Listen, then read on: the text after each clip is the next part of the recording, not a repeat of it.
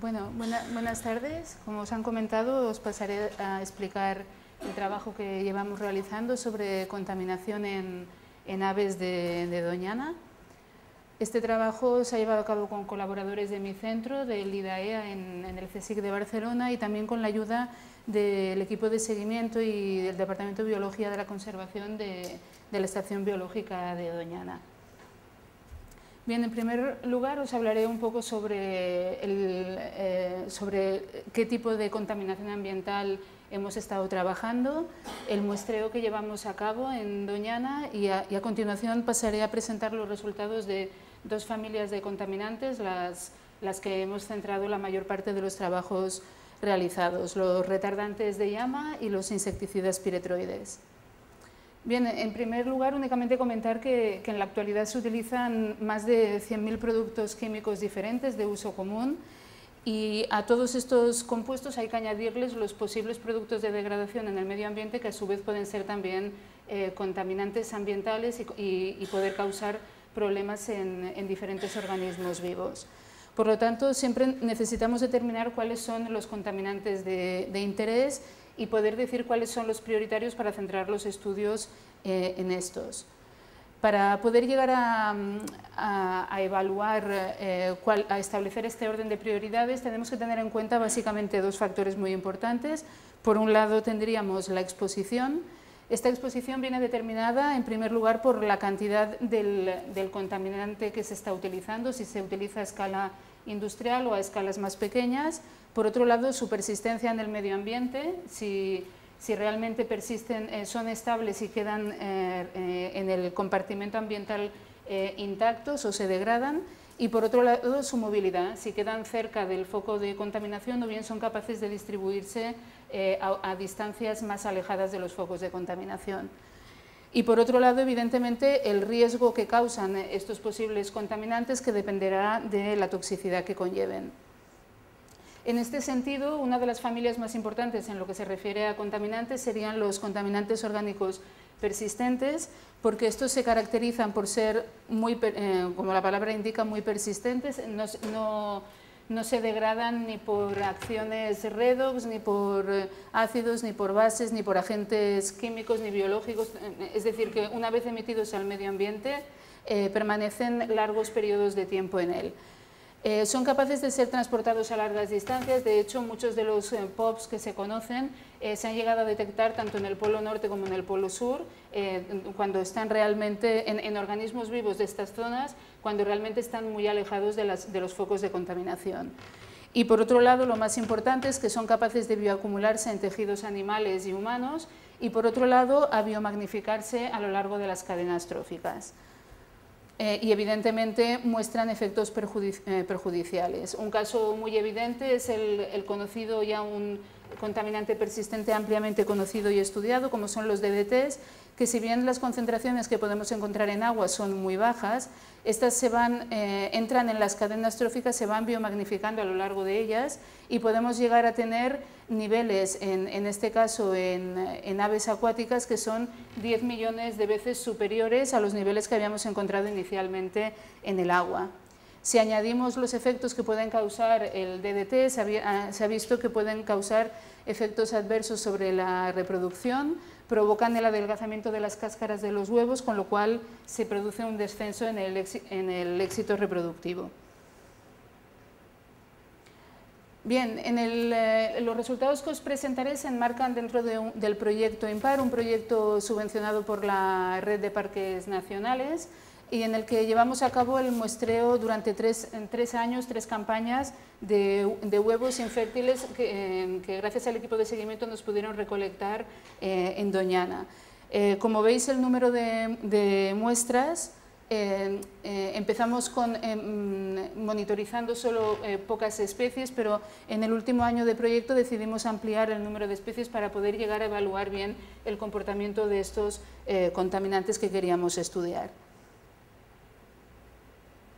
Aquí estaría la lista de las diferentes especies que se han muestreado con el número de huevos que fuimos capaces de recolectar. Evidentemente hubiéramos preferido poder llegar a tener un mayor número de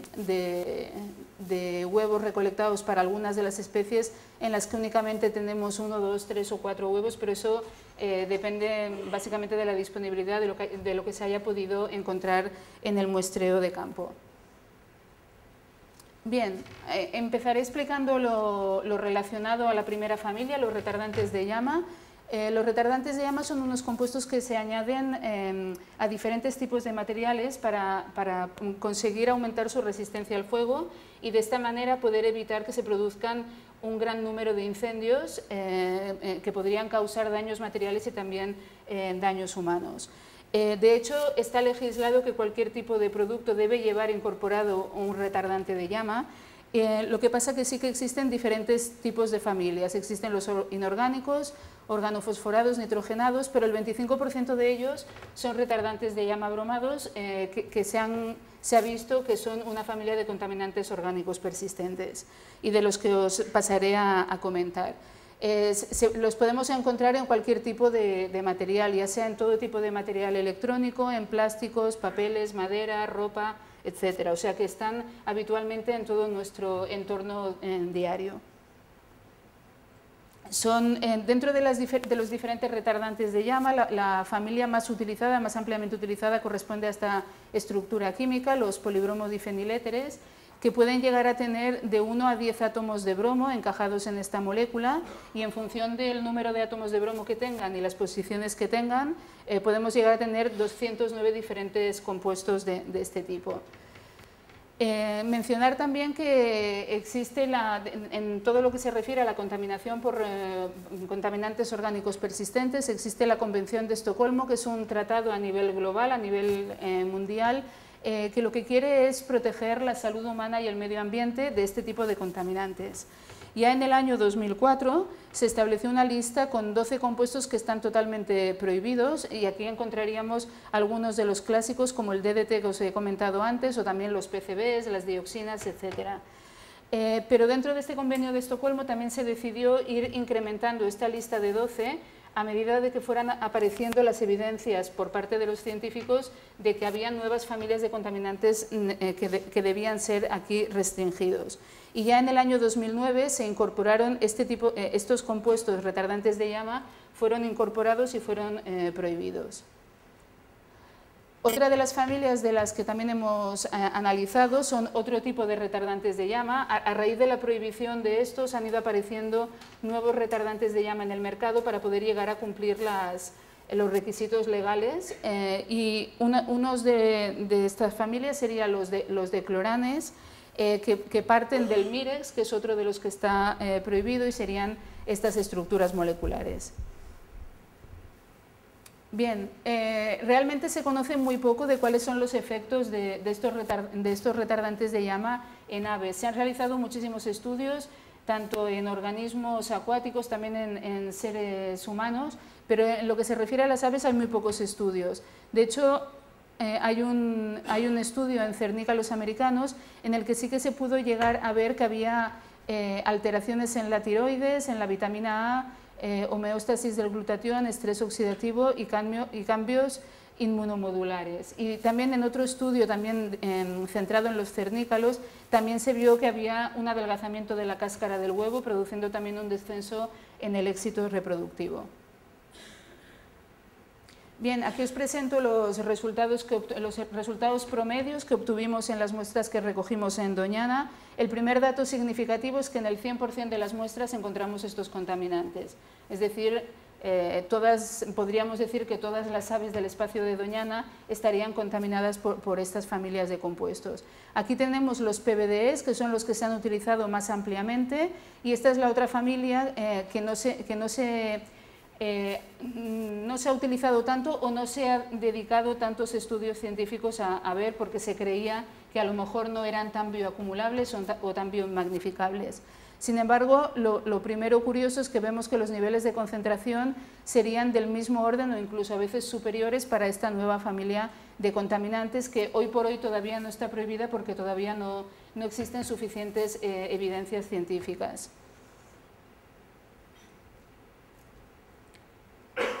Los niveles más altos que encontramos los encontramos en las cigüeñas y también en el aguilucho lagunero, lo que pasa es que aquí hay que mencionar que es solo una única muestra.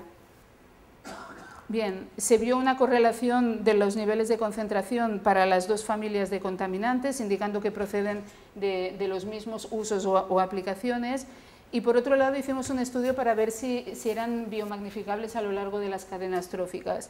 Y observamos, si nos centramos en los falconiformes, que era donde teníamos una mayor dispersión de los valores de nivel trófico, vimos que realmente para los PBD se daba una buena correlación lineal, indicando que sí que existía mayores niveles de concentración a medida que subíamos el nivel trófico, y lo mismo ocurría con esta nueva familia de contaminantes, los decloranos, que también nos daba una relación lineal. Por otro lado, hicimos un estudio de tendencias temporales aprovechando muestras que nos proporcionaron de los años 99 y comparando los niveles con las muestras actuales del 2011-2012. Y aquí pudimos observar claramente que estos compuestos que habían sido prohibidos en el 2004, podemos observar cómo los niveles descienden, mientras que este otro compuesto que no ha sido prohibido hasta finales del año pasado, se vio un incremento de los niveles de concentración. Sería de esperar que en los futuros años estos niveles también descendieran, ya que el año pasado fueron ya prohibidos también. Bien, y ahora rápidamente os pasaré a explicar la otra familia, los insecticidas piretroides, que estos compuestos no son persistentes y de hecho se están utilizando muy ampliamente actualmente como insecticidas, pues porque se les supone que son ideales, puesto que no son persistentes en el medio ambiente. Se utilizan en diferentes aplicaciones, en agricultura, ganadería, en uso doméstico, en los antimosquitos que ponemos en casa, en los champús antipiojos, etcétera, y también en algunos países para controlar la malaria o el dengue. Se ha visto también que no son persistentes, pero que sí que tienen hidrofobicidad y otras características similares a los POPs, y de allí que pensamos que también podrían estar presentes también podría llegar a acumularse en los organismos vivos. No existe hoy en día ningún estudio en el que se haya evidenciado que estos compuestos se bioacumulan, pero sí que nosotros en las muestras que analizamos llegamos a ver que en el 92% de las muestras los llegamos a detectar, y esto nos evidenciaba que realmente estos insecticidas, a diferencia de lo que se piensa actualmente, pues sí que son bioacumulables.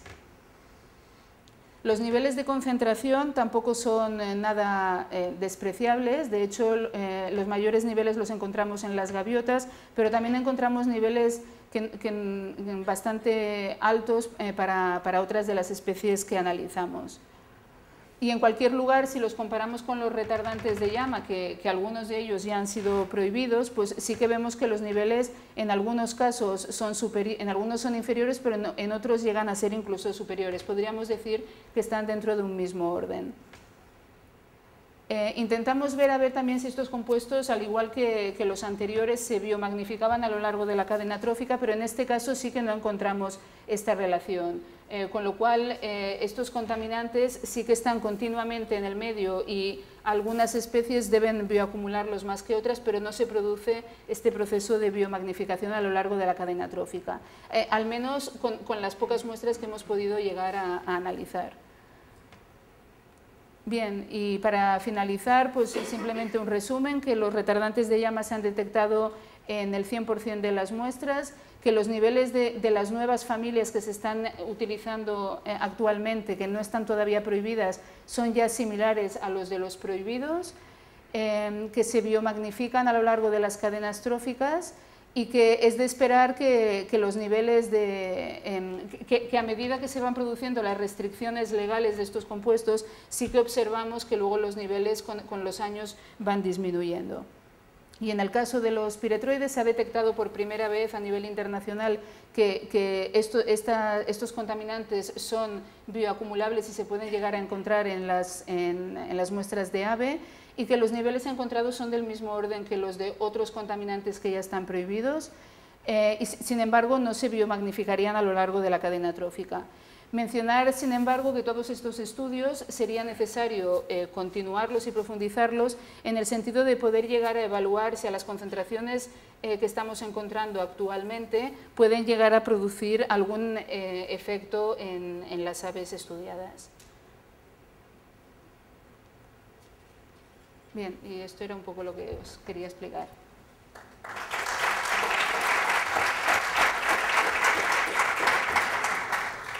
Muchas gracias por habernos explicado lo que eran los retardantes de llama, de lo que vimos ayer a unos giros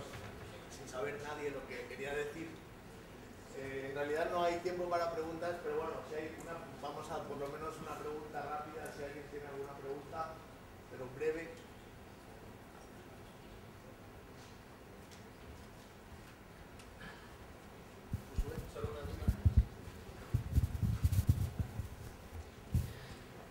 Bueno, era una preguntilla doble, simplemente preguntarte si comparativamente estos resultados con respecto a otros lugares se pueden considerar elevados o no, y si, me parece que no, por lo que has dicho al final, pero si existe algún conocimiento umbrales sobre las concentraciones que los animales podrían mantener viables las poblaciones. A ver, los niveles de concentración de la primera familia que os he comentado, los PBDE, sí que serían del orden de lo que se suele encontrar en otros estudios realizados en Europa. Son más bajos que los niveles en Norteamérica, porque en Norteamérica el uso que se ha dado a estos compuestos ha sido mayor y por lo tanto los niveles de biota en Norteamérica son superiores. Referente a las otras familias no, porque no existen estudios, con lo cual estos son los primeros datos que existen. Y en cuanto a los niveles umbrales, en la transparencia que os he enseñado de los efectos que se habían estudiado en aves, sí que uno de los estudios propone un nivel, digamos, en el que no se vería, por debajo del cual no habría efecto, que está muy por encima de los niveles que hemos encontrado, pero realmente es un único estudio y habría que, digamos, mirar un poco con cautela este dato que proporcionan.